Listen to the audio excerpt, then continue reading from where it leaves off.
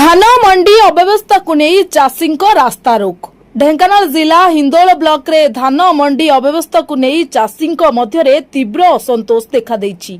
धान बिक्री न करि पारि शेष में 655 नंबर जातीय राजपथ अवरोध करिसंती शह शह चाषी। घटना घटिछि हिंदोल ब्लॉक हातुरा प्राथमिक समन्वय समिति सामने।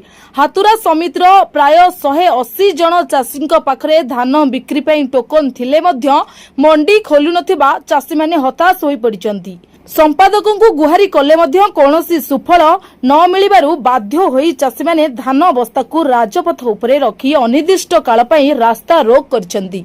सूचना योग्य जे हिंदोल अंचलर मोट 5354 जन चाषी टोकन पाइथबा बेले एबे मध्य 2164 जन चाषी प्राय 45,000 क्विंटाल धान बिक्री न होई पड़ी रहिछि।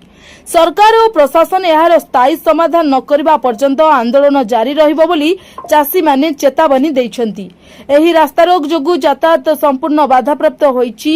वर्तमान मार्च मास सलाणी मंडी अवधि सरी आसलाणी आम समितिर 180 जन चाषीर वर्तमान टुकुन थाई भी धान जाई पारुने। बड़ दुखर विषय सरकार हो जी वर्तमान भी किसी व्यवस्था करूना। आम कलेक्टर करथिलु, एसपी की भी करथिलु, जोगान विभाग को करथिलु,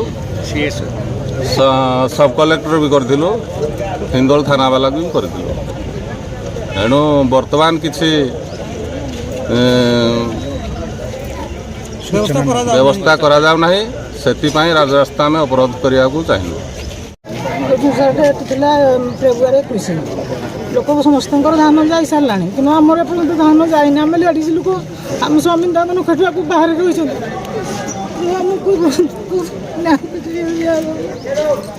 एपर्त किसी न्याय मिललानी से केते दौड़िए समस्त केते बाकु दौड़ी आसिक करने लेडीज लोक घर चाषी घर कहीं ना तार। Bureau report Dhenkanal voice.